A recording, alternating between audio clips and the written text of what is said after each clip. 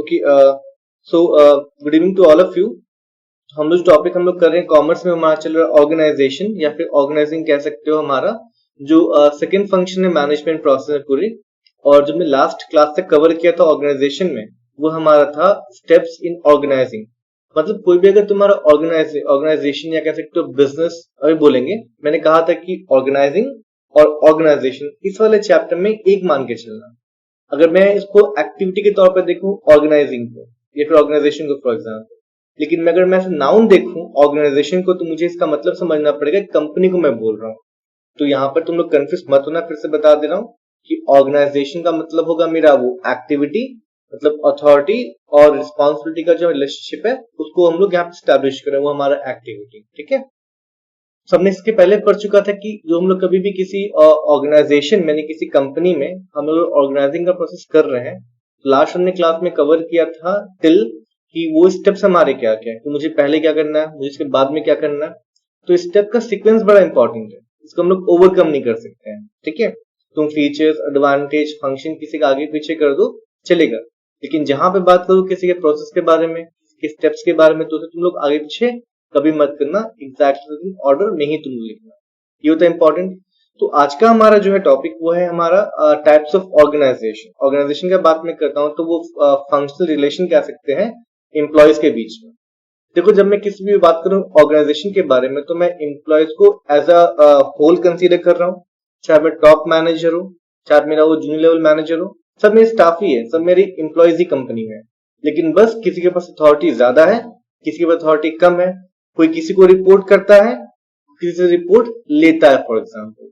तो हम लोग इस वाले चीज में ऑर्गेनाइजेशन वाले स्टेप में हम लोग क्या करते हैं, इस रिलेशन को एस्टैब्लिश करते हैं बिटवीन डिफरेंट एम्प्लॉयज का जो लोग कह सकते हैं। लेकिन जब मैं आगे बढ़ू टॉपिक में, तो मुझे यहाँ मिलता है कि जब मैं उस रिलेशन को देखूं, दो लोगों के बीच में जब मैं रिलेशन को कंसीडर करता हूं, तब मुझे ये चीज देखने को मिलता है कि उनके बीच रिलेशन हमारा कैसा है। तो इस रिलेशन को हम बोलेंगे टाइप्स ऑफ ऑर्गेनाइजेशन। ध्यान देना, मैं तुम्हें एग्जांपल दूंगा। चलो कि मान के चलो तुम अपने स्कूल में हो, तुम 12B के स्टूडेंट हो, और कोई कुछ स्टूडेंट तुम्हारे 12A में भी है, साइंस के स्टूडेंट फॉर एग्जांपल लेके चलो।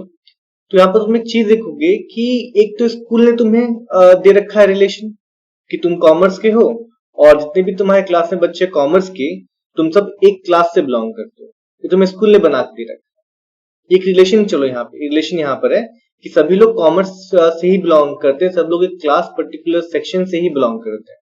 लेकिन होता है क्या है, कभी कभी कुछ हम लोग जो है ऑर्गेनाइजेशन या कुछ रिलेशन जो ऑर्गेनाइजेशन में किसी कंपनी में जो एम्प्लॉयज हमारे होते हैं वो खुद बनाते हैं, रिपीट वो रिलेशन खुद बनाते हैं। तो यहाँ पर हमें जब उस अथॉरिटी, रिस्पॉन्सिबिलिटी या जो आपस में एम्प्लॉयज इंटरेक्ट करते हैं, अगर उस बेस पर अगर मैं बात करूं रिलेशन के बारे में, तो मुझे डिफरेंट टाइप्स ऑफ रिलेशन मुझे मिल जाते हैं। ठीक है, एक तो मुझे मिलेगा फॉर्मल रिलेशन, एक मुझे मिलेगा इनफॉर्मल रिलेशन। ठीक है, टॉपिक हमारा है। तो फॉर्मल वर्ड से तुम कैच कर लेना या मीनिंग बना लेना कि फॉर्मल का मतलब ही होता है कि जो रिलेशन मुझे ऑर्गेनाइजेशन ने बना के दिया है। मान के चलो मैं किसी कंपनी में अप्लाई करूंगा जॉब के लिए, मैं जॉब लग जाता है, तो मुझे कंपनी मुझे बताएगी कि मुझे किसके अंडर काम करना है, ये मैं खुद से नहीं कर सकता। तो यहाँ मुझे बताया गया, फॉर्मली मुझे इन्फॉर्मेशन दिया गया मैं किसके अंडर काम करूंगा, कौन मैं सीनियर मैनेजर होगा। तो यहाँ पे एक फॉर्मल कह सकते हैं गाइडलाइंस है, एक फॉर्मल एक मेरे पास ऑर्डर है कि मुझे इसके संग रिलेशन स्टैब्लिश करना है, ऑफिशियल रिलेशन स्टैब्लिश करना है, जो मैं खुद चूज नहीं कर रहा हूँ। तो मिल गया मेरा क्या, फॉर्मल ऑर्गेनाइजेशन, फॉर्मल रिलेशन चलो कह लो, जो मुझे ऑर्गेनाइजेशन ने बना के दिया है। लेकिन अगर मैं सेकंड बात करूं तो ऐसा भी देखा गया ऑर्गेनाइजेशन में, ये बेसिक फैक्ट है कि लोग काम करते करते, लोग किसी ऑर्गेनाइजेशन में रहते रहते एक इनफॉर्मल ऑर्गेनाइजेशन खुद से बना लेते हैं, और ये ऑर्गेनाइजेशन तुम्हारा जो है कोई फर्म ऑफिशियली बना के नहीं देता है। मान के चलो मैं बात कर रहा हूँ फॉर एग्जाम्पल कि तुम किसी स्कूल ज्वाइन किए, तो स्कूल ने बोला तुम कौन सा स्ट्रीम लोगे, उन्होंने कहा कि तुमने बोला कि हम कॉमर्स लेंगे, तुमको 12B में भेज दिया गया, तुम्हारे सब दोस्त बन गए 12B में, तो तुम्हारा एक ऑफिशियल रिलेशन चलो कह लो, उसको बोलेंगे फॉर्मल रिलेशन, जहां तुम अपने सेक्शन से ही बिलोंग करते हो और सेक्शन स्कूल के द्वारा जो डिसाइड किया गया है। लेकिन धीरे क्या हुआ कि तुम स्कूल में हो, तुम्हारा साइंस वाले का सेक्शन तुम्हारे बगल में है, तुम लोग टिफिन में मिले फॉर एग्जाम्पल धीरे धीरे, और तुम दोस्त बन गए, दो जो है दो सेक्शन के जो बच्चे हैं वो आपस में दोस्त बन गए। तो ये चीज तो ऑर्गेनाइजेशन या स्कूल बना के तो नहीं दिया, ये हमने बनाया खुद वहां पे रहते रहते। तो इसे कहते हैं इनफॉर्मल ऑर्गेनाइजेशन, जो हम या एम्प्लॉयज फॉर एग्जाम्पल किसी भी कंपनी में या फिर किसी बिजनेस में खुद स्टैब्लिश करते हैं। तो उसी के बारे में टॉपिक हमारा है। तो यहाँ बातें करते हैं फॉर्मल ऑर्गेनाइजेशन। तो मैं पढ़ूंगा यहाँ पर कि फॉर्मल, ध्यान देना, जो मुझे ऑर्गेनाइजेशन बना देता है कि मैं किसके साथ काम करूंगा, ठीक है। और इनफॉर्मल मतलब ये मेरा जो है चॉइस कि मैं किसके संग बैठ के शेयर करूंगा अपनी बातें, वो हमारा होता है इनफॉर्मल ऑर्गेनाइजेशन जो हम खुद बनाते हैं। तो पढ़ता वन बाय वन।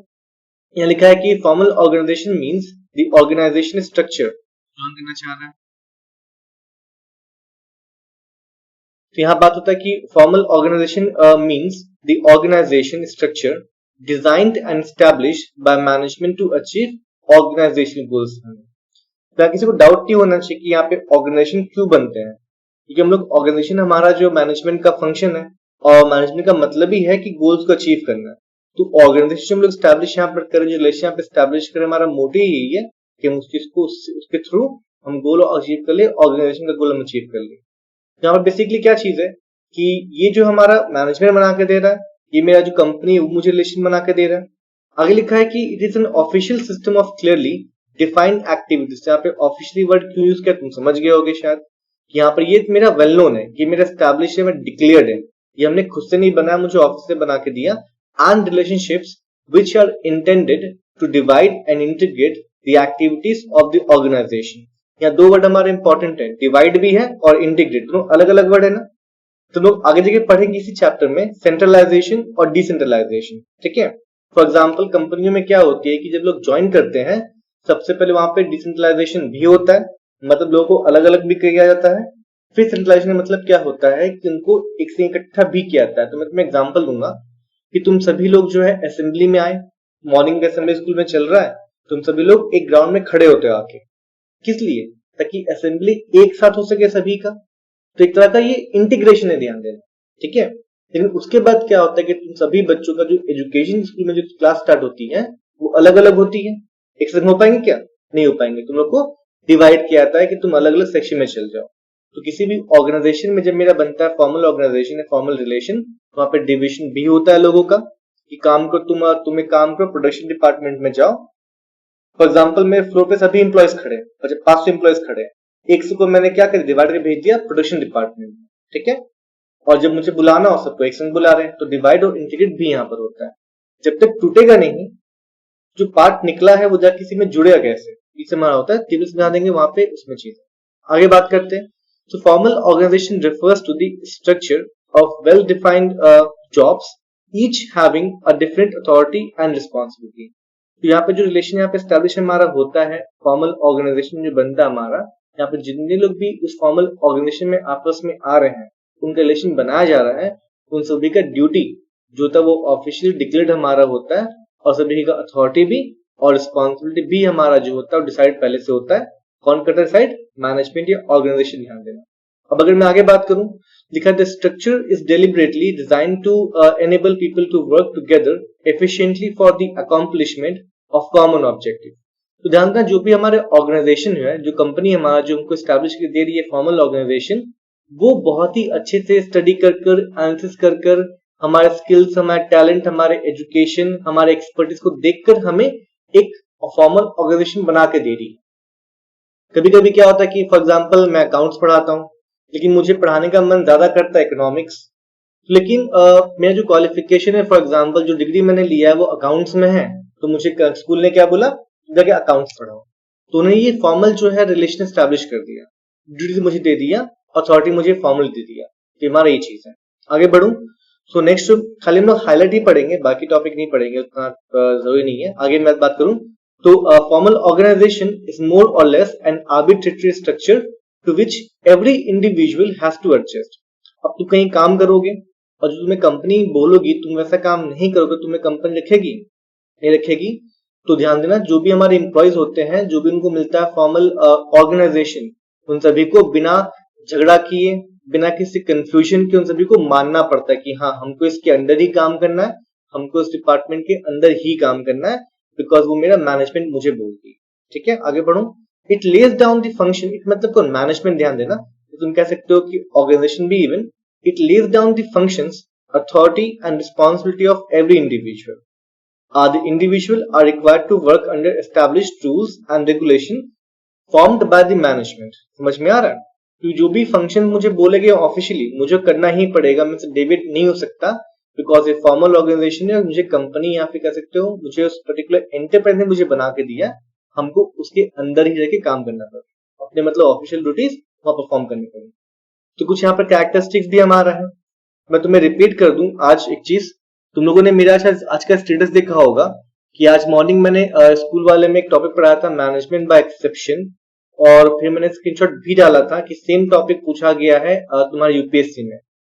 पता है सेम चीज होता है कि जो हम लोग 11-12 पढ़ते बैचलर्स में ना, वो जाके आगे हमारे जो भी एंट्रेंस एग्जाम होते हैं बड़े बड़े जॉब्स के लिए, उन सभी का पैटर्न वहां मैच हो जाता है। तो इसलिए मैं तुम लोग को बार बार बोलता हूँ, एक चीज क्लियर करता हूँ कि अच्छे से पढ़ो, अच्छे से पढ़ो। क्यों? लेकिन जो मुझे क्लास 11 में दिया गया टॉपिक अगर मैं पढ़ लूं तो फिर वो टाइम बच जाएगा ना मेरा वहां पर। लेकिन अगर इस टाइम को मैं वेस्ट कर दूं, यहाँ मैं ना पढ़ूं, तो वहां जाके दोबारा मुझे पढ़ना पड़ेगा, तो वहां पे और भी चीजें पढ़ने की, नई भी चीजें पढ़ने के लिए आएंगी। तो एग्जामिनेशन जो होता है वो जानते हैं चीजों को, इसीलिए वो फिल्ट्रेशन डालते हैं प्रोसेस, कि जो बच्चा पढ़ के नहीं आया स्टार्टिंग से वो प्रेशर झेल नहीं पाएगा, बिकॉज उन्होंने बहुत सारी चीजों को छोड़ दिया 11th में। अब आएंगे तुमको नया चीज भी मिलेगा, पुराना भी मिलेगा, तो पुराना भी पढ़ना, नया भी पढ़ना, तो प्रेशर बढ़ेगा ना जी। ये चीज तुम्हारा होता है। मैं तुम्हें बता दूं कि जो हम लोग पढ़ रहे हैं अभी लाइन ऑर्गेनाइजेशन, फॉर्मल ऑर्गेनाइजेशन, ये सेम टू सेम टॉपिक हमारा जो है यूपीएससी के पेपर में भी हमारा आता है। हालांकि किसी को सबको यूपीएससी नहीं करना मुझे पता है यहाँ पर, लेकिन बस मैंने रेफरेंस दे दिया कि एजुकेशन यहाँ पे पढ़ाई का क्या इंपॉर्टेंस होता है 11-12 के लेवल पर, जो आगे मुझे कॉमन मिलते हैं। चलो आगे बढ़ते चलो। The basic characteristics of formal organisation are as follows. देखो हम लोग पढ़ेंगे दो टॉपिक ना, फॉर्मल ऑर्गेनाइजेशन और इनफॉर्मल ऑर्गेनाइजेशन, दोनों के बीच में की डिफरेंस क्या है वो मुझे समझने में हेल्प करेगा इंडिविजुअल टॉपिक का नेचर। तो पहले देखो, it is deliberately created by top management, जो मैंने 12 बोला है, ये हम खुद से नहीं बनाते हैं। जिस भी हम किसी ऑर्गेनाइजेशन को ज्वाइन करेंगे तो मुझे ये मिलके वहां से बन के मिलेगा, ठीक है, मैं खुद नहीं बनाता, ये मुझे मैनेजमेंट बना के देगी, मुझे कंपनी बना के देगी कि मैं किसके साथ काम करने वाला हूँ, मेरा जो ऑफिशियल रिलेशन है वो मेरा किसके लोगों के साथ होगा। नंबर बी हमारा, it is based on specialisation और डिविजन ऑफ लेबर। ध्यान देना, हम किसी को डिवाइड इसलिए कर रहे हैं बिकॉज हम एक प्रिंसिपल ऑफ मैनेजमेंट फॉलो कर रहे हैं, जो हमारा डिविजन ऑफ वर्क। मैंने कहा था ना कि तुमको मैनेजमेंट के सभी फंक्शंस में, चाहे प्लानिंग हो, ऑर्गेनाइजिंग हो, स्टाफिंग, डायरेक्टिंग, कंट्रोलिंग, सभी में तुमको एक चीज कॉमन मिलेगा कि कोई भी हर एक फंक्शन किसी ना किसी प्रिंसिपल से आया है या किसी दो प्रिंसिपल से निकला हुआ है। सेम चीज यहाँ पर डिविजन ऑफ वर्क, जहां हम लोग क्या करते हैं, लोगों को डिवाइड करते हैं उनके एक्सपर्टीज के बेस पर, और उनको अलग अलग फॉर्मल ऑर्गेनाइजेशन या फॉर्मल रिलेशन बनाकर हम उनका टीम रेडी करते हैं ताकि वो अच्छे से परफॉर्म कर पाए। थर्ड हमारा, it defines clearly the authority and responsibility of every individual. तो बस रिलेशन बना के नहीं छोड़ते यहाँ पर, क्योंकि टॉप मैनेजमेंट बना रहा है, तुम किसके साथ काम करेंगे, हम क्या काम करेंगे, हम किसको रिपोर्ट करेंगे, हमारा अथॉरिटी क्या होगा, अथॉरिटी के बाद रिस्पॉन्सिबिलिटी क्या होगा, सभी चीजें डिफाइंड हमारे क्लियरली, और इसको एक्सप्रेस डिफाइन करते हैं जिसको हम देते हैं। फॉर एग्जाम्पल, जब तुम किसी नई कंपनी ज्वाइन करोगे, तुमको स्टार्ट में मिलेगा इन्फॉर्मेशन कि तुम किसके साथ काम करोगे, क्या काम का जिम्मा तुम्हारा है, ये सब तुमको मैनेजमेंट तुमको बताएगी, बिकॉज ये हमारा फॉर्मल ऑर्गेनाइजेशन का पार्ट हमारा, तुमसे डेविएट नहीं हो सकते। तो काम करता हूँ just for the reference purpose, connectivity purpose, तुम लोग व्हाट्सएप ग्रुप में जाओ, मुझे बताओ कि जो मैं बोल रहा हूँ यहाँ तुमको समझ में आ रहा है। सब लोग मुझे बताना, विनीत, प्रेम, शशांक, लक्ष्मी, नितेश, वैष्णवी, मलिका, तनिषा, सब मुझे बताओ ग्रुप में जाके, जो जो भी लोग बातें कर रहे अब तक, क्या तुमको सब समझ में आ रहा है? तो हम लोग आगे बढ़ाएंगे डिस्कशन को थोड़ा सा। सब मुझे रिप्लाई करो, आई रिपीट, ताकि मैं सबसे कनेक्टिविटी स्टैब्लिश कर पाऊं टाइम। ठीक है, तनिषा रिप्लाई कर दी, प्रेम रिप्लाई कर दिया, नीतीश को समझ में आ रहा, लक्ष्मी भी रिप्लाई मुझे कर दी, फाइन, 4 लोग रिप्लाई किए, बाकी लोग गायब हो गए। नहीं, वैष्णवी भी रिप्लाई कर दी है, वैष्णवी भी, मलिका, शशांक भी रिप्लाई कर दी, ऑलमोस्ट सभी लोग रिप्लाई कर दिए। विनीत का तो अलग ही कहानी है, रिप्लाई करता नहीं मेरे को आज तक एक बार भी रिप्लाई नहीं किया होगा। विनीत कुमार हिस्सा, सुन पा रहे मेरे को? व्हाट्सएप ग्रुप में जाओ, मुझे रिप्लाई करो, क्या तुमको समझ में आया टॉपिक बताया गया? अजब है भाई, समझ में नहीं बोलता है कुछ। आगे बढ़ते हैं चलो। तो यहाँ पर हमारा है number D, it is develop through delegation of authority. Delegation का मतलब ही होता है किसी को अथॉरिटी देना, और एक कौन देगा, जिसके पास ऑलरेडी में अथॉरिटी होगा, मतलब टॉप मैनेजमेंट, वही ना अपना काम को बांट के देगा। ठीक है, मेरा काम 10 है, 2 काम तुम रखो, 2 काम तुम रखो, 2 काम तुम, 2 काम तुम, 5 में डिवाइड मैंने कर दिया 2 काम, अब उसको सुपरवाइज करने का काम मेरा। तो यहाँ पर जो हमारा होता है डेलीगेशन ऑफ अथॉरिटी, पढ़ेंगे आगे जाके हम लोग, इस चैप्टर में तुम्हें अच्छी तरीके से दिया हुआ है। इसमें बस मान लो कि मुझे क्या काम करना है, मेरा जो अथॉरिटी क्या क्या रहेगा, मेरी डिसीजन मेकिंग पावर जो रहेगा वो मुझे ऑर्गेनाइजेशन में दिया जाता है, और ये हमारा फॉर्मल ऑर्गेनाइजेशन के अंदर हमें दिया जाता है। आगे it has written rules and procedures कि मैं क्या काम करूंगा, किस कंडीशन में क्या काम कर सकता हूं। आगे मेरा it specifies the official lines of communication and official relationship. ध्यान देना, लाइंस ऑफ कम्युनिकेशन क्या होता है ऑफिशियल, कि फॉर एग्जांपल अगर मुझे कोई दिक्कत है तो, या फिर मुझे कोई रिपोर्ट मिला, तो मैं किसको बोलूंगा, मैं किससे इंफॉर्मेशन शेयर करूंगा, ऑफिशियल इंफॉर्मेशन। ध्यान देना, वो उसको बोलते हैं लाइन ऑफ कम्युनिकेशन। अब तुम चलो कि बहुत लाइन ऑफ कम्युनिकेशन बच्चे लोग स्कूल में फॉलो नहीं करते हैं, लेकिन बेसिकली क्या है, किसी कोई दिक्कत है कि किसी स्टूडेंट को मारा हुआ, वो पहले जाके इंफॉर्मेशन देगा क्लास मॉनिटर को, सेकंड बात करेगा क्लास मॉनिटर इंफॉर्मेशन देगा क्लास टीचर को, क्लास टीचर से कोई इश्यू सॉल्व नहीं हुआ तो वो क्लास टीचर इंफॉर्मेशन देगा एचओडी को, फिर डिपार्टमेंट क्या कर सकते हो, मॉनिटर को फॉर एग्जांपल।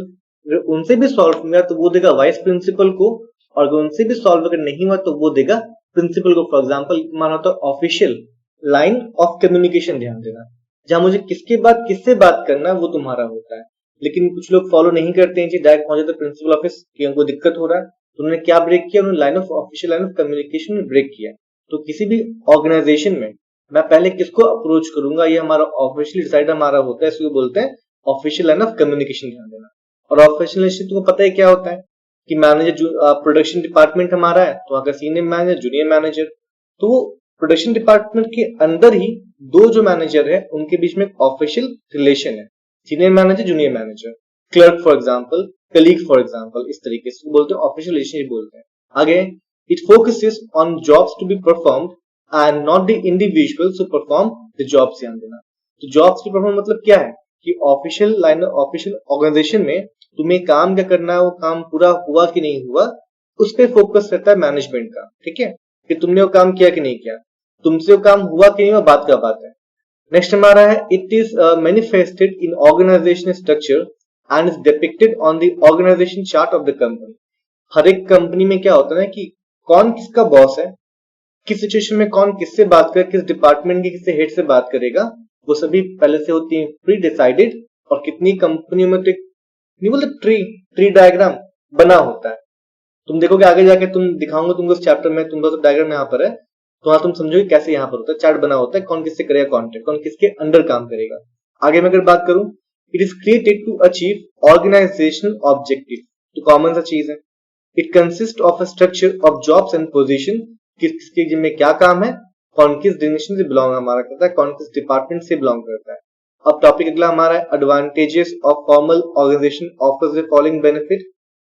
ये पहला में the duties and role of each manager clear defined, basic चीज यहाँ पे समझ तुमको आ गया होगा। This helps to avoid duplication of effort, भाई हर किसी को पता है उसका क्या काम है, ठीक है, काम मिक्सड नहीं है, 100 काम है, 5 काम उसके जिम में, 5 काम उसके जिम में, यहाँ पे डुप्लीकेशन किसी के पास एक्स्ट्रा नहीं है, बिकॉज कंपनी ने लिख कर डिवाइड किया है।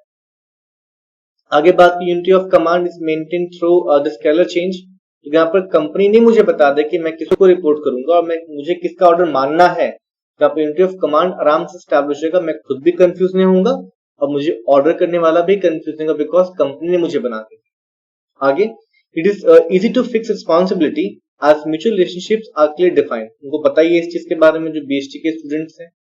अगर मैं अथॉरिटी क्लियर डिफाइंड कर दूं तो मैं एंड में रिस्पॉन्सिबिलिटी भी जो है अच्छे से डिफाइन कर पाऊंगा, हाँ तुम्हारे पास है अथॉरिटी, तुम इस काम के लिए रिस्पॉन्सिबल, तो ये बेनिफिट मुझे मिलता है ऑर्गेनाइजेशन से, कुछ के हमारा फॉर्मल है। आगे हमारा it provides stability to enterprise, there are specific rules to guide the behaviour of member. ध्यान देना, तो यहाँ पर रूल्स बने ना कि कौन किससे बात करेगा, ऑफिशियली ध्यान देना कि कौन सा काम करेगा, कौन किस चीज से रिस्पॉन्सिबल होगा, तो हर एक को लोकेट करना, हर एक को चीजों को स्पेसिफाई करना बहुत ही आसान हो जाता है, बिकॉज एक रूल है, तुम्हें मानना ही पड़ेगा, तुम भी क्लियर हो, मैं भी, ऑर्गेनाइजेशन भी तुम्हारा क्लियर है। आगे it provides a framework for the performance of all the activities, framework मतलब कि एक स्ट्रक्चर जो ऑफिस ने बना दिया तुम्हारा कंपनी ने कि तुम इससे ही कंसल्ट करोगे, ये तुम्हारा ऑफिशियल सीनियर मैनेजर चलो कह लो। यहाँ पर जो हमारा होता है कोई भी परफॉर्मेंस आराम से इसका स्ट्रक्चर फ्रेमवर्क आराम से कंपनी बना के रेडी करती है। डिसएडवांटेज भी कुछ है, क्या है, बहुत सिंपल सी चीज है। It may create rigidity due to prescribe policies and rules. कोई भी रूल्स एंड रेगुलेशन बनते हैं ना, जब उनको मानना पड़ता है तो कभी कभी क्या होता है, बन जाते हैं रिजिड। तो ये ज्यादा मुश्किल था। लेकिन डिसएडवांटेज एक तरह का है कि अगर कंपनी ने मुझे बोल दिया कि तुम यही काम करोगे तो उस काम से हम डेविएट नहीं हो सकते हैं, तो कभी भी कोई इमरजेंसी आया तो अथॉरिटी मेरे पास नहीं है वो काम करने के लिए, तो यहाँ पे एक डिसएडवांटेज मिलता है।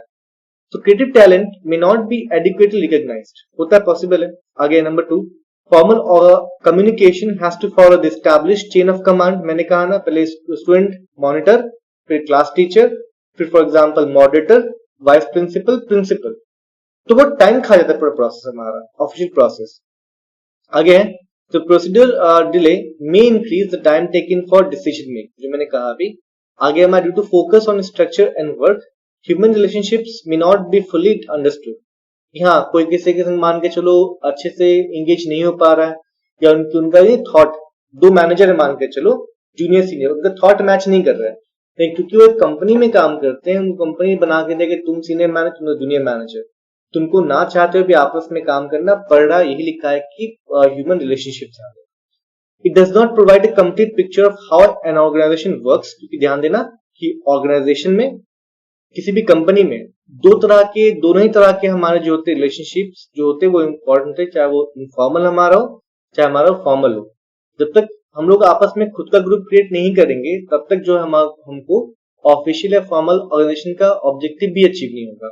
ध्यान देना, किसी भी ऑर्गेनाइजेशन में वही ग्रुप काम नहीं करता जो कंपनी मुझे बना के देती है, बल्कि हम खुद अपना ग्रुप भी क्रिएट करते हैं, अपने भी चीजों को कस्टमाइज भी करते हैं, हल्का जितना कर सकते हैं फॉर एग्जाम्पल, तब जाके वो बेनिफिट मुझे मिलता है, ऑर्गेनाइजेशन को बेनिफिट मुझे मिलता है।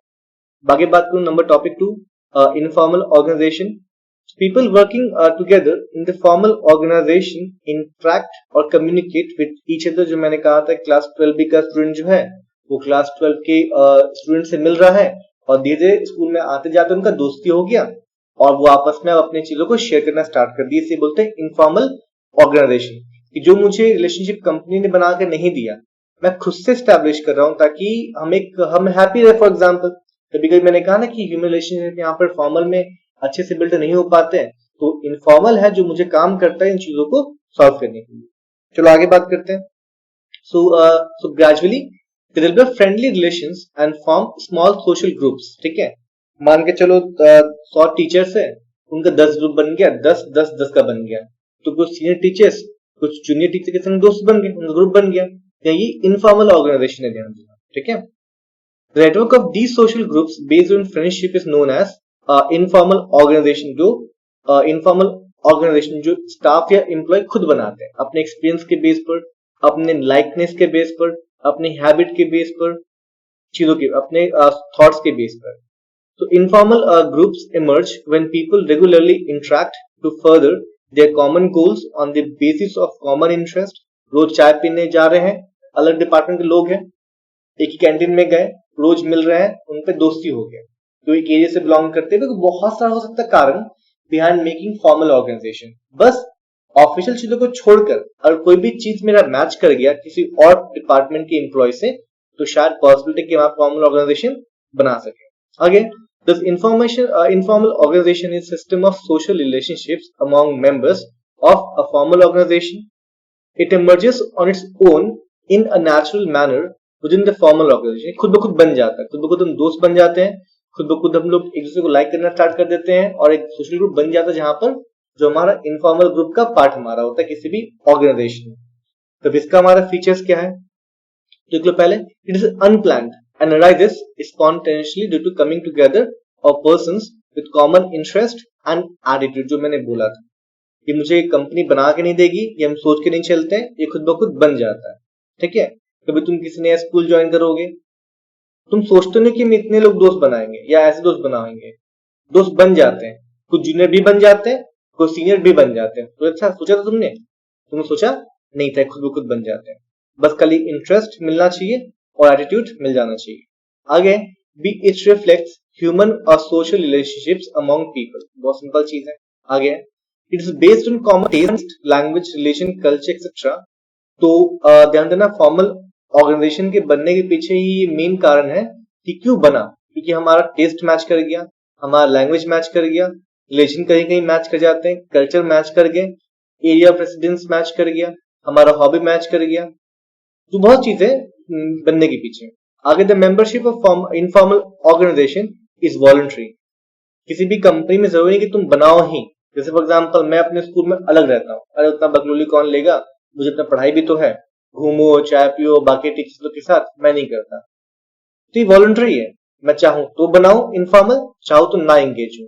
लेकिन हाँ, जो फॉर्मल है वो वॉलंटरी नहीं होता, वो इनवॉलंटरी है, वो कंपल्सरी होता है कि तुम्हें इनसे बात करना ही है, इनसे तुम्हें चीजों के बारे में डिस्कशन करना ही है। आगे है, it has no written rules और रेगुलेशन। इनफॉर्मल ग्रुप पे क्या ही रूल्स रहेगा। Group norms serves as the standards of behaviour. जो हमारा कहाँ होता है, फॉर्मल वाले में होता है कि तुम इससे ढंग से बात करोगे, झगड़ा नहीं करोगे, डिस्कस तुम्हें चीजें को डिस्कस तुम्हें करना है। लेकिन सोशल वाले में या इनफॉर्मल में कोई यहाँ पे नहीं होता ऐसे रूल्स वगैरह।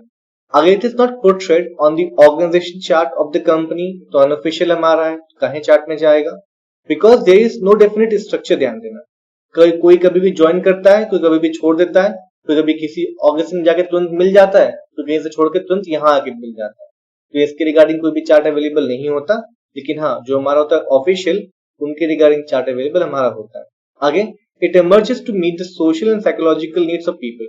अब ध्यान दो, हम लोग किसी भी ऑर्गेनाइजेशन में इनफॉर्मल क्यों बनाएंगे? पक्का कि हमें अकेला महसूस हो रहा है, फॉर एग्जाम्पल ऑर्गेनाइजेशन में हम मिल रहे हैं लोगों से, तो हमको साइकोलॉजिकल चीजें, बहुत सारी चीजें हैं हमारे फुलफिल हो रही है। इन चीजों को फुलफिल करने के लिए जो हमारा इनफॉर्मल ऑर्गेनाइजेशन को बनाया जाता है। It may cut across departments, for example an accounts clerk, a salesman and a factory supervisor may be members of informal group. अब मैंने कहा कि मैं ज्यादा लोग से मिलता तो नहीं अपने स्कूल में, लेकिन कुछ मेरा भी इनफॉर्मल ग्रुप है।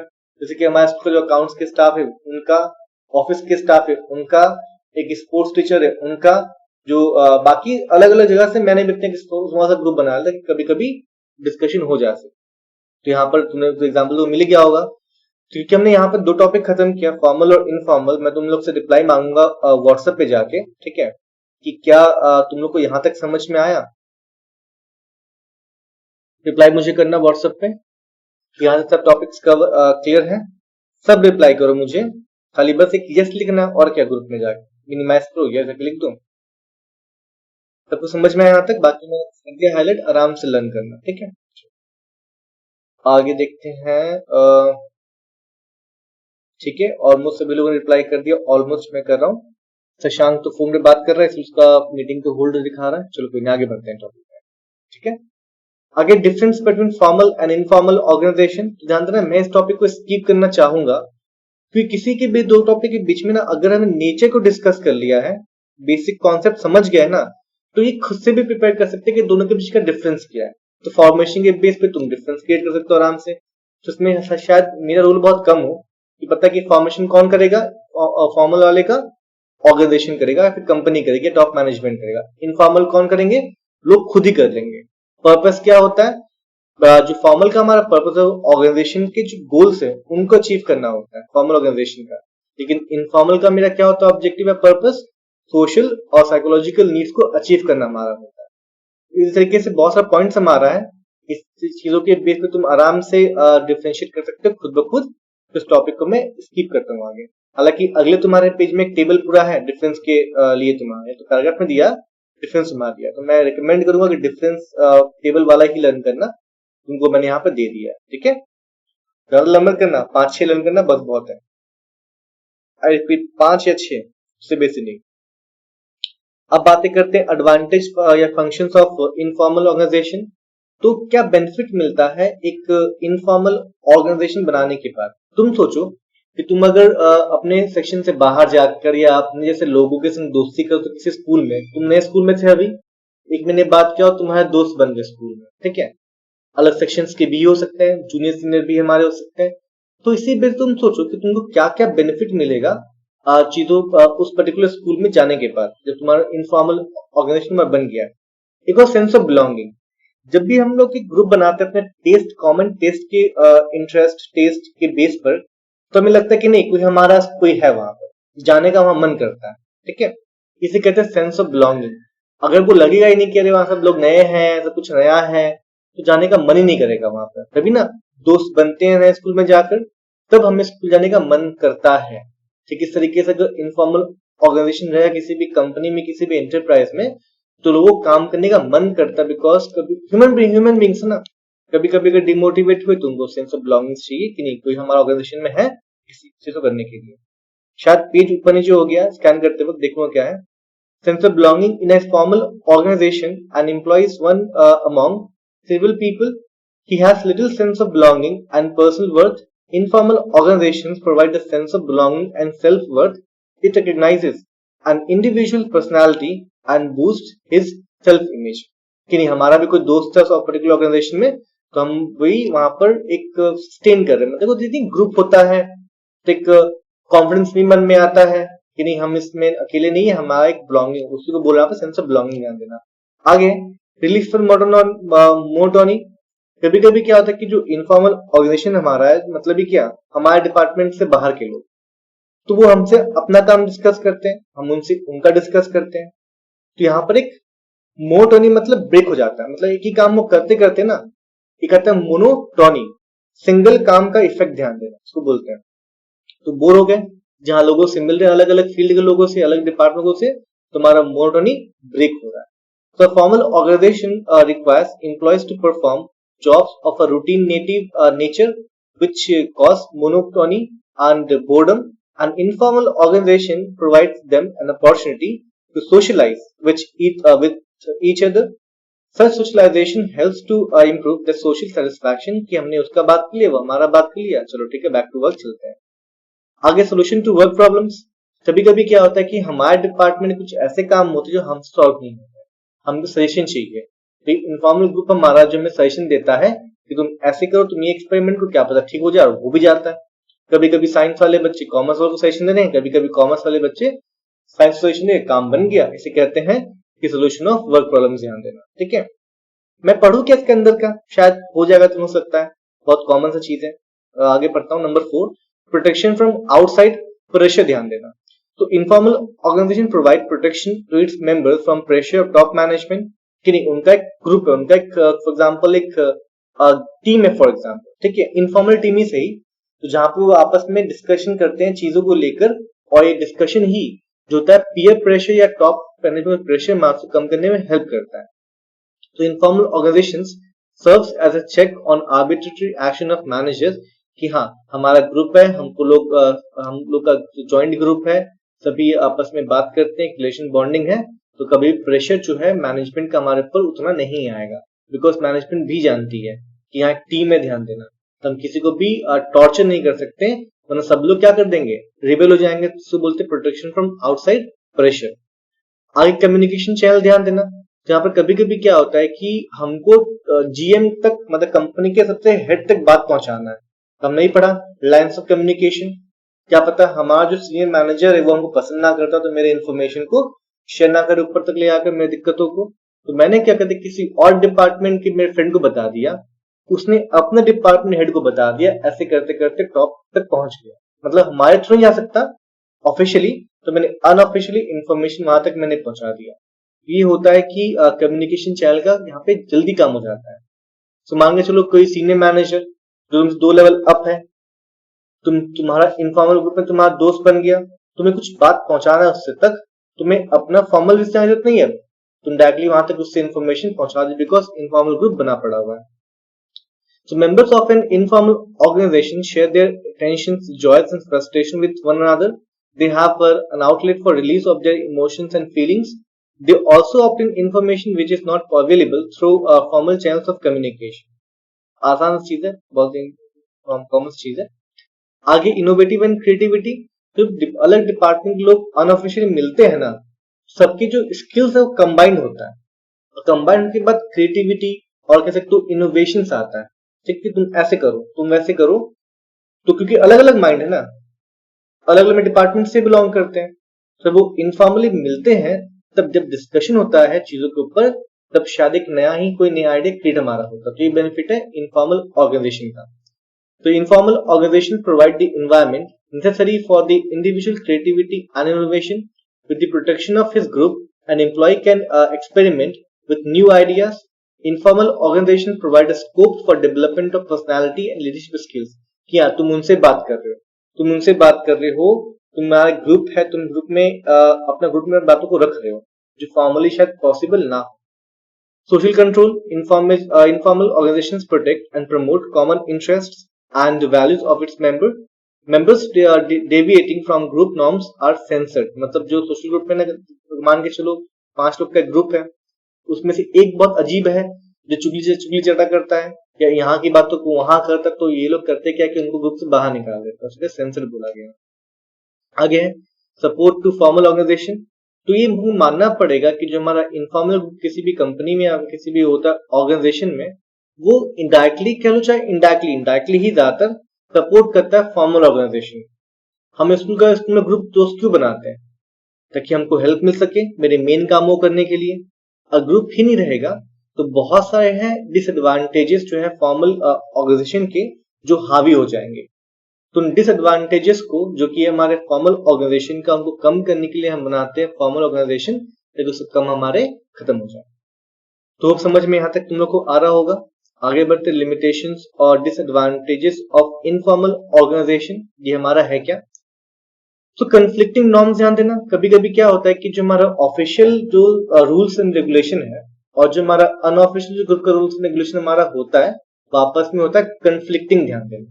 मान के चलो कि ऑफिशियल रूल्स क्या बोलता है कि तुम अपने सीनियर करोगे रिस्पेक्ट. मैं तुम्हें एग्जांपल दे रहा हूँ, बहुत सारों में से एग्जांपल तुम्हें दे रहा हूँ.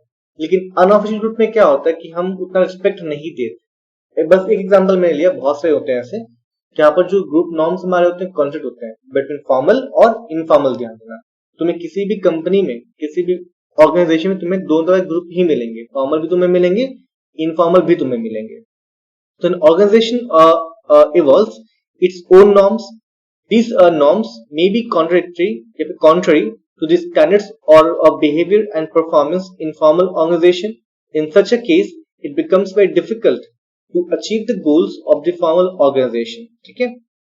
आगे बात करता हूँ नंबर 2, रेसिस्टेंस टू चेंज. ध्यान देना.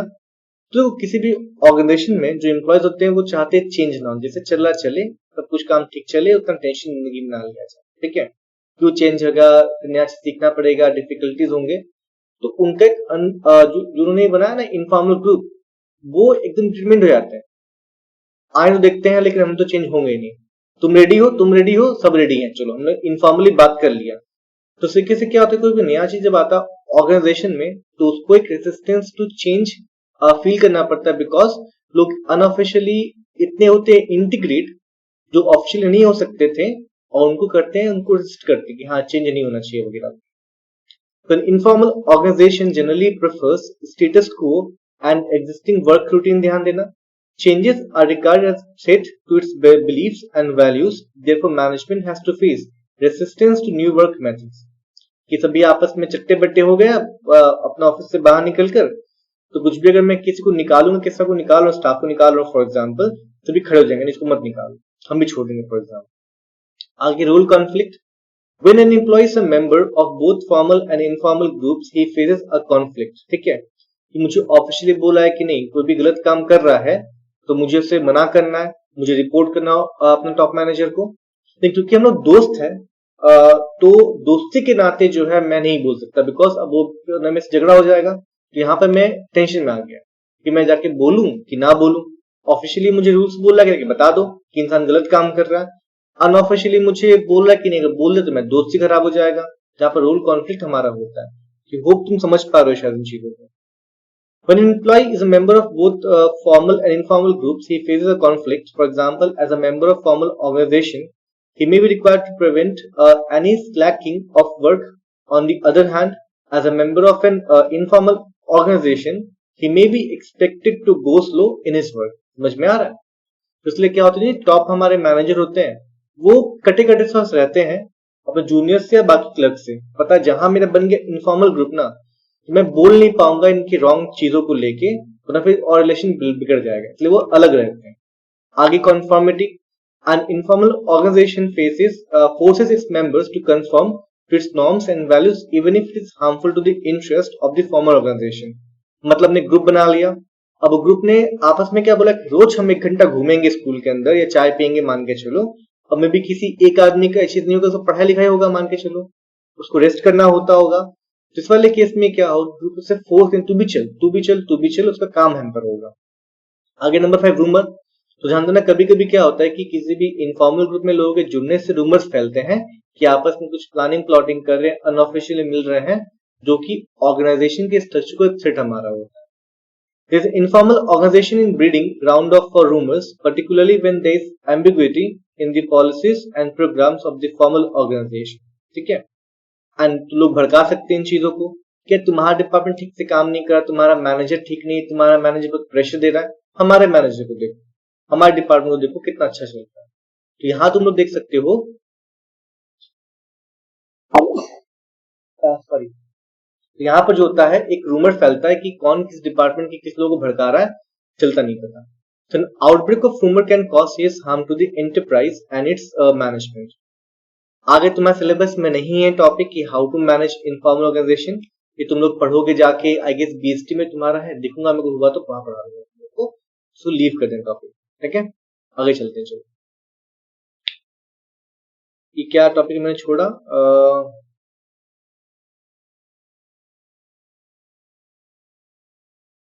Meaning of organisation structure. ठीक है, तो यहाँ मुझे पढ़ाना पड़ेगा। इधर ना एक हमारा जो ऑर्गेनाइजेशन हमारा होता है वो हमारा हर एक नहीं देखता हूँ मैं, पढ़ाना पड़ेगा मुझे, देखता हूँ जरा सा।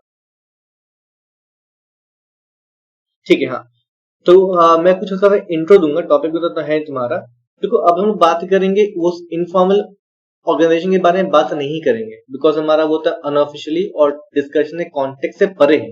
लेकिन हाँ, वो एलिमेंट एक फैक्ट है, इसलिए हम डिस्कस किया उस इनफॉर्मल ऑर्गेनाइजेशन के बारे में।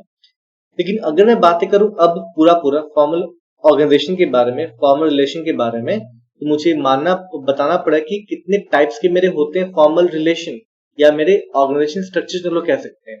ठीक है, यहाँ तुमको मिलेगा, एक तो मिलेगा तुम्हें फंक्शनल एंड डिविजनल, तुम्हें मिलेगा स्ट्रक्चर, एक तुम्हें मिलेगा लाइन स्ट्रक्चर, एक तुम्हें मिलेगा लाइन एंड स्टाफ। दोनों ध्यान देना, लाइन स्ट्रक्चर तुम्हारा अलग है, वहां सिर्फ लाइन है, लेकिन जब मैं लाइन में स्टाफ भी ऐड करूं तो मेरा एक नया बन के निकलता है स्ट्रक्चर, कहते हैं लाइन एंड स्टाफ हमारा ऑर्गेनाइजेशन, जो पढ़ेंगे हम लोग यहाँ पर। तो किसी भी डिपार्टमेंट में ना ये स्ट्रक्चर को बनाना बहुत जरूरी है, इस फॉर्मल ऑर्गेनाइजेशन को स्टैब्लिश करना बहुत जरूरी है।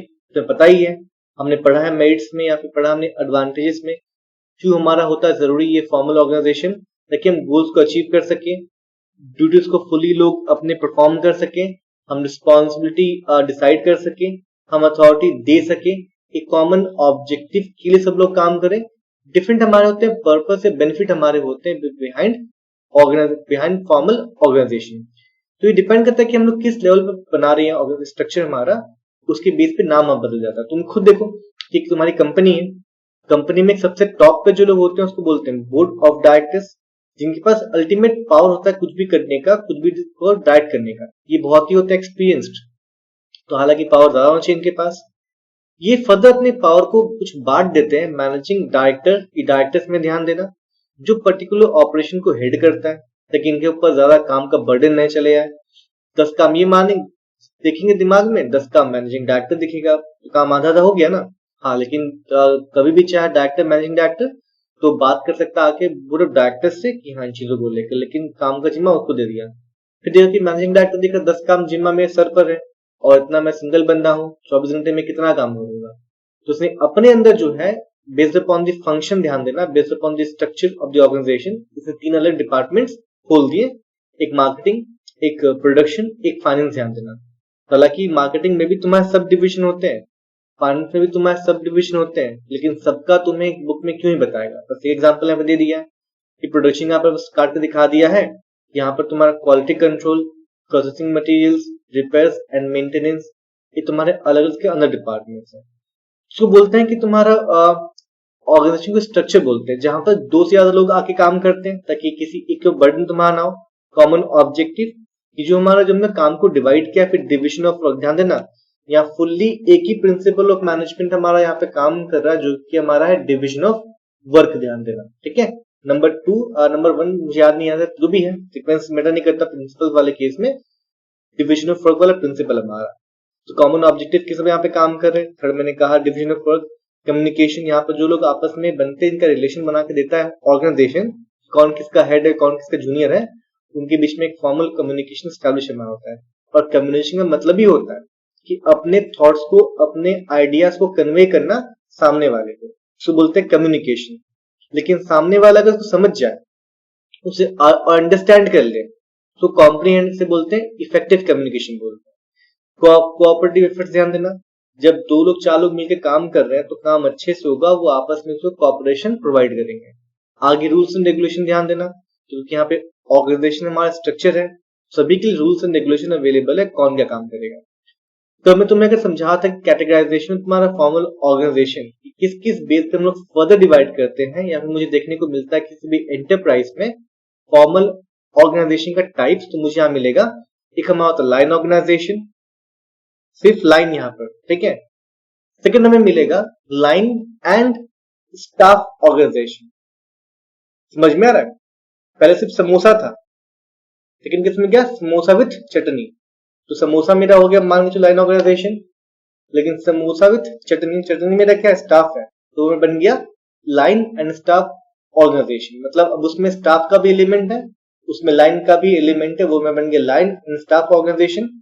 सिर्फ लाइन वाले में सिर्फ लाइन का एलिमेंट है, जो कि मेरा सिर्फ लाइन होता है ऑर्गेनाइजेशन। तो पढ़ेंगे हमारा क्या होता है। तो लाइन का मतलब समझना, किसी भी ऑर्गेनाइजेशन या किसी भी एंटरप्राइज में चैनल ऑफ कम्युनिकेशन, एक चैनल ऑफ अथॉरिटी ध्यान देना। अगर मैं लाइन से माना कि A is the top manager, B mid manager, C lower manager, तो आप एक लाइन बन गया कि सी जो है उस लाइन को ओवरकम नहीं कर सकता। उस लाइन में सी के ऊपर कौन था, बी आता ना, तो सी बी को करेगा कांटेक्ट, और बी किसको करेगा कांटेक्ट, ए कांटेक्ट करेगा डायरेक्टली, उसके ऊपर कांटेक्ट नहीं कर लाइन कहते हैं। जहां पर जो हमारा अथॉरिटी रिस्पॉन्सिबिलिटी है उसको स्ट्रिक्टली फॉलो करना पड़ता है, और जो फंक्शंस है वो उस लाइन के अकॉर्डिंगली हमारे परफॉर्म होते हैं, इसको बोलते हैं लाइन। लाइन से मत कंफर्म होना, लाइन का मतलब एक sequence of order of communication है, अथॉरिटी रिलेशनशिप है, जो ये मुझे बताता है कि मुझे किस सिचुएशन में किससे कमांड लेना है और मुझे किसको अप्रोच करना है, और उस लाइन को हम ब्रेक नहीं कर सकते। समझ में आ रहा है कि अगर सी अगर लोअर मैनेजर है, बी अगर मिड लेवल मैनेजर है, और ये अगर टॉप लेवल मैनेजर है, और उसके ऊपर एक बोर्ड ऑफ डायरेक्टर्स है, तो यहाँ पे सी चाह के भी जो है उस लाइन को ब्रेक करके डायरेक्टली टॉप मैनेजर तक नहीं पहुंच सकता, मतलब फॉर्मली नहीं पहुंच सकता, उसको लाइन मेंटेन ही करना पड़ेगा। तो मैं ये दिखेगा मिलिट्री में फॉर एग्जाम्पल, कि मिलिट्री में मानो सोल्जर है, जो उसे कमांडेंट है, जो बोलेगा उसको करना है, तो यहाँ पे लाइन ऑर्गेनाइजेशन है, वो उसको कॉर्डिनेट नहीं कर सकता, वो जाके मेजर जनरल को जाके नहीं बोल सकते हमें काम नहीं करेंगे, नहीं, ये रॉन्ग है। वो ऊपर सुनेंगे नहीं। अगर तुम कोई भी लोअर मैनेजर जाके बोलेगा डायरेक्ट टॉप मैनेजर को कि ये दिक्कतें हैं, तो सुनेगा ही नहीं, तो तुमको बोलेगा तुम लाइन ब्रेक कर रहे हो, तुम पहले मिड को बताओ, मिड हमको बताएगा, मुझसे सुनेंगे, तुम सब नहीं सुनेंगे। तो ये दिखाता है किसी भी ऑर्गेनाइजेशन में स्ट्रिक्टली फॉलो हमारा होता है, हर एक जगह फॉलो होता है। चलो चलते इसमें। Line organisation refers to direct chain of command, जो मैं तुमको बता रहा था, direct chain of command through which authority flows from top to bottom. अब तुमको समझ में आ रहा होगा, this is straight unbroken line, जो तुम्हें मैं कह रहा था, अनब्रोकन, टूट नहीं सकता लाइन है कि ए के बाद बी है लोअर लेवल पर, बी के बाद सी है, सी के ऊपर बी है, बी के बाद ए है, तो सी डायरेक्टली ए को हमारा कांटेक्ट नहीं कर सकता, ये लाइन ब्रेक करना हो गया इसमें। यहाँ पर है and all orders of communication and communication flow down the line. ऐसा भी नहीं कि ए जो है टॉप मैनेजर वो बी को ओवरकम करके सी को इंफॉर्मेशन देना स्टार्ट कर दिया, ऐसा भी नहीं होगा। ये लाइन ऑफ जो तुम्हारा है अथॉरिटी रिस्पॉन्सिबिलिटी, ये स्ट्रिक्टली फॉलो यहाँ पर हो रहा है। तो मैं सबसे पूछूंगा, चल जाओ व्हाट्सएप पे, मुझे बताओ क्या तुम लोग को यहाँ तक सब कुछ समझ में आया था? थोड़ा रिप्लाई करो मुझे व्हाट्सएप के ग्रुप में, क्या सभी को यहाँ तक सब कुछ समझ में आ रहा है? तो फिर आगे बढ़ूंगा थोड़ा सा।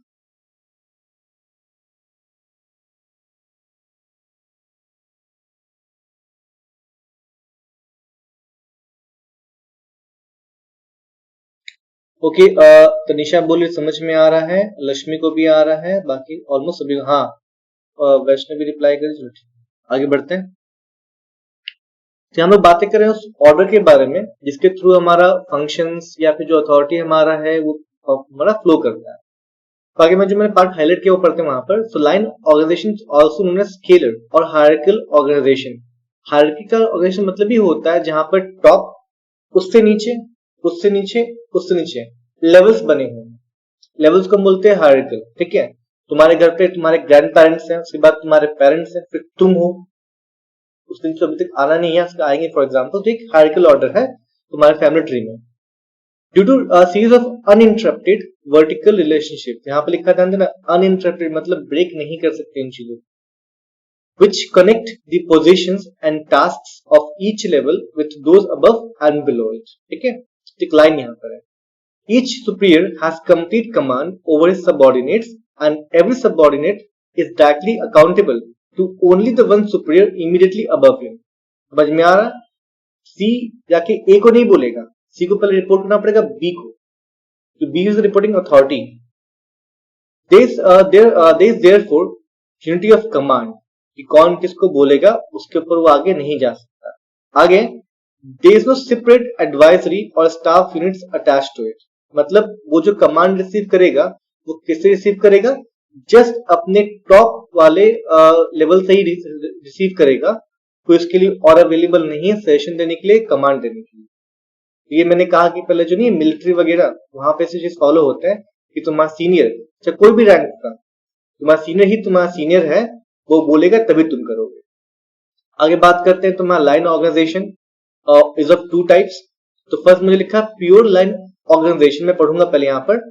इन this type of organisation activities at a particular level are similar, every employee performed by a large same type of work, the division exists solely for convenience of supervision and control। ध्यान देना, मानो किसी company में तुम्हारा production तुम्हारा हो रहा है, 10 कॉन्ट्रैक्टर है, 10 कॉन्ट्रैक्टर के अंदर 100 लेबर है, 200 लेबर मेरे पास है और 2 कॉन्ट्रैक्टर है, सभी लेबर सेम काम कर रहे हैं, अलग अलग काम नहीं कर रहे, लेकिन बस मुझे डिविजन ऑफ वर्क का बेनिफिट मुझे मिल जाए, मैनेजमेंट ठीक से हो जाए।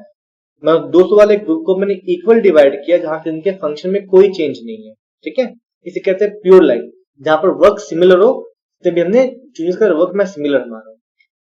सेकेंड हमारा डिपार्टमेंटल लाइन ऑर्गेनाइजेशन, जहां पर सेम अथॉरिटी मेंटेन हो, लेकिन हर एक डिविजन का तुम्हारा काम अलग हो। मान के चलो मैंने डिवाइड कर दिया काम को परचेज, सेल्स, मार्केटिंग, तो परचेज तुम्हारा काम अलग है सेल्स से, सेल्स का मेरा काम अलग है, मार्केटिंग से, तीनों काम अपना अलग है।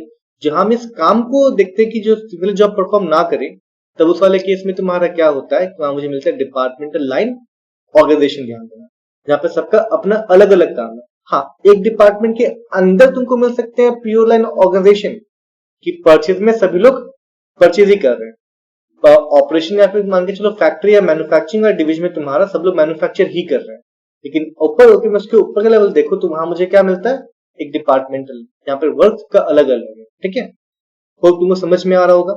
तो ध्यान देना, यहाँ पर अगर मैं डिपार्टमेंट बात करूं, तुम्हारा जो है प्रोडक्शन मैनेजर यहाँ पे लिखा है, पढ़ता हूँ चलो यहाँ पर।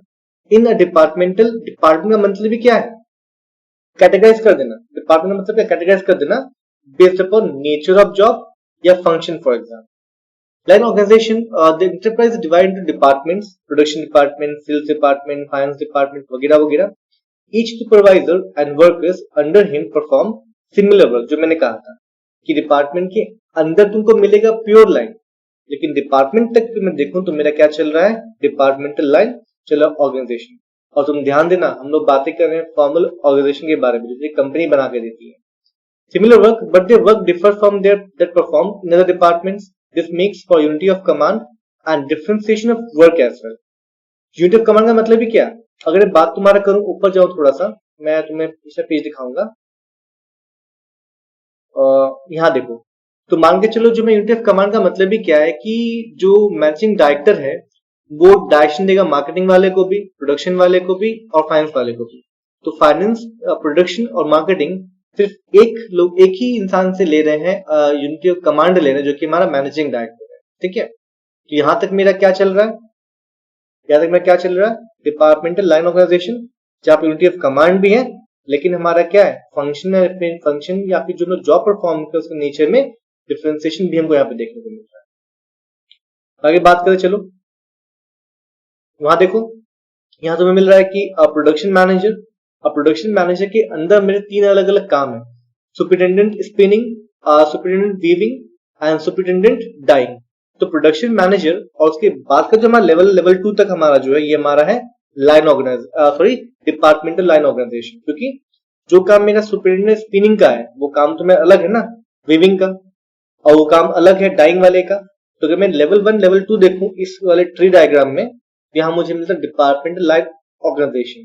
ठीक है, अब अगर मैं वीविंग के अंदर का ब्रेक करूं तो मुझे दो अलग अलग ग्रुप मिलेंगे कि फोरमैन के पास 5 लेबर है, फोरमैन 2 के पास 5 लेबर है, और पांचों लेबर अंदर वीविंग सेम काम कर रहे हैं। तो फोरमैन जो तुम्हारा काम है ये हमारा हो गया प्योर लाइन ऑर्गेनाइजेशन, क्योंकि वो एक ही डिपार्टमेंट से बिलोंग करते हैं, और मैं पे तुम्हारा डिविजन भी है डिपार्टमेंट तुम्हें अलग अलग क्या कह सकते हैं वो ग्रुप में भी डिवाइडेड है, लेकिन काम तुम्हारा सेम। तो तुम समझ पाओगे थोड़ा सा। तो बातें करते हैं merits of line organisation offers the following advantages. पहला हमारा सिंपलिसिटी। तो अगर जब यहाँ पे अथॉरिटी एक सिंगल लोग से मुझे लेना है, या मैं किसको अप्रोच डिफरेंट है, 10 ऑप्शंस मेरे पास है, तो बस चीजें बहुत सिंपल है। मैं तुम्हें एग्जांपल दूंगा, हमारे सर दिया करते थे कि मान के चलो तुम्हारे पास 100 रुपए है और तुम किसी आइसक्रीम पार्लर में जाओ और वहां पर सिर्फ 2 ही ऑप्शन अवेलेबल, एक तुम्हारा वेनिला, एक तुम्हारा चॉकलेट फॉर एग्जाम्पल। तुम बहुत कंफ्यूज, बहुत कम चांस है कि तुम कंफ्यूज होगे बिकॉज ऑप्शंस कम है ना हमारे पास। लेकिन मैं तुम्हें 100 रुपए दूं और एक आइसक्रीम पार्लर में भेजू, मान के चलो वहां पे सभी आइसक्रीम 100 में तुम्हें मिल जाएंगे, और वहां तुम्हारा वैरायटी हो मान के चलो 100 वैरायटी तुम्हारे आइसक्रीम की हो, तो क्या होगा, तुम कंफ्यूज हो जाओगे कि मैं ये खाऊं कि वो खाऊं कि वो खाऊं। सब तो बेटर है, जैसे हमारे एरिया में एक बिष्टुपुर बोल की जगह है, वहां पे डोसा प्लान बोल के है, वहां पे 150 टाइप के डोसा अवेलेबल है। तो मैं यहाँ पे डर से नहीं जाता कि मैं जाऊं क्या खाऊं, इतने सारे ऑप्शन अवेलेबल, मैं कंफ्यूज हो जाता हूँ। तो बेटर मैं किस ठेले में गया, बोलता भैया 4 ऑप्शन है, खा दे दो मुझे। तो जहां पे ऑप्शंस कम होते हैं तो वहां पे मेरा क्या होता है, मुझे चीजें सिंपल होती हैं, जो प्रोसेस हमारे सिंपल होती है। जहाँ पे चीजें बहुत सारे डिपार्टमेंट बहुत सारे हैं तो चीजें मेरी कॉम्प्लेक्स होती हैं, क्योंकि लाइन वाले में सिर्फ ये चीज बहुत सिमिलर है, जहाँ पे सिंपलिसिटी मुझे का एडवांटेज मिलता है, सिंपलिसिटी का एडवांटेज मुझे मिलता है। So line organization is simplest and the oldest form. It is easy to establish and simple to operate. Due to direct relationships, the lines of authority and responsibility are easily understood by employees. Every employee knows clearly his position in the organization. There is clear-cut identification of authority and responsibility. जो मैंने कहा था, आगे हमारा quick decision ध्यान देना। तो मुझे पता है कि मैं किस टॉप वाले को जा रहा हूँ, तुम्हारा क्या नाम है, अथॉरिटी लेने के लिए। यहाँ पर बस मुझे एक ही आदमी को डिनोट करना है, बाकी आगे देखिए। तो मेरा काम फास्ट होता है, मैं पूरे काम के बारे में बात नहीं कर रहा हूँ, लेकिन जो मेरा काम है मेरा काम फास्ट है, बस मैंने अपने सीनियर को बोल दिया काम खत्म। आगे है कि as each executive has full authority for a job, required decisions can be made easily and quickly. Necessary instructions can be quickly transmitted due to direct and simple lines of communication. No staff experts are to be consulted while taking decisions. ये no staff line क्यों inter कर रहा है आगे topic के लिए, because पढ़ेंगे आप लाइन एंड स्टाफ ऑर्गेनाइजेशन पढ़ेंगे हो जाके, इसलिए आप एक लाइन ऐड कर दिया, कैसा लाइन वाले में उतना चीज नहीं मिलती मुझे। Communication orderly and effective. आगे यूनिफाइड कंट्रोल, कि मैं एक हमारा सिंगल अथॉरिटी हमारा सीनियर वाला, सी खाली बी ही है और कोई है नहीं, तो यहाँ पर यूनिफाइड कंट्रोल मिल जाता है बी को भी, कि हमको सिर्फ सी को ही कंट्रोल करना है। So line organization facilitates unified supervision and control because each subordinate reports to one superior. Superior has direct and close contact with his subordinates. It also conforms to the scalar principle of organization. Interdepartmental coordination can be achieved through personal contact between the line managers. आगे discipline. Unity of command and unified control promotes discipline in the organization. क्योंकि वो अपने line से deviate नहीं हो सकता, वो एक फिक्स लाइन हमारा है, तो आप एक डिसिप्लिन मेंटेन होता है, तुम बस इसको ही रिपोर्ट करो, किसी और रिपोर्ट नहीं करोगे। So there is no division of loyalty and no danger of conflicting orders. Each position is subjected to control by its immediate superior position. आगे हमारा फिक्स रिस्पॉन्सिबिलिटी, चीजें सिंपल है, सबके पास अपना अपना जिम्मा है। तो जिम्मा हम लोग जब भी किसी अपने पास रिस्पॉन्सिबिलिटी है तो यहाँ पर अकाउंटेबिलिटी या रिस्पॉन्सिबिलिटी को फिक्स करना बहुत ही आसान होता है, बिकॉज यहाँ पे कैसे बहुत सारे लिमिट है, मैं क्या क्या बोलूँ, यूनिटी ऑफ कमांड है, यूनिफाइड कंट्रोल है, complete authority over the job हमारा है। There is clear cut division of authority and responsibility. Every member of the organisation knows from where he gets order and to whom he is accountable. Therefore, every manager can be held fully responsible for the Results, unity of command helps to avoid buck passing. Next we have economy. ये simple है, चीजें बहुत कम यहाँ पर होती है, सस्ते में हो जाती है तुम्हारे. Line organization is less expensive as there is no staff specialist. Coordination, as all activities leading to one department are under the control of one person, coordination becomes easier. Number 8 हमारा है executive department, development sorry, as the various managers have to combine among themselves the expertise of a staff, there is overall or all-round development of the managers concerned. आगे topic हमारा डीमेट्स है. तो हमारा अभी देख रहा हूं मैं कि 6:10 के आसपास टाइम हो गया है. तो हम लोग क्या करते हैं, क्लास को यहीं पर रोकते हैं, घंटे क्लास, ठीक है, थियरी वाला. कल से हम लोग क्लास 2 घंटे करेंगे बिकॉज क्लास 4 बजे हम लोग करेंगे, 4 साढ़े 5. अभी क्लास यहीं रोक देते हैं और हम लोग क्या करेंगे कि 7 बजे मिलेंगे फिर से. सब लोग 7 बजे मुझे टाइम पे मिलना, हम लोग अकाउंटेंसी करेंगे, ठीक है. तो मुझे रिप्लाई कर देना व्हाट्सएप में यहां तक, क्या सबको समझ में आ जाए क्लास. तो हम लोग फिर इस क्लास को आराम से एंड कर देंगे और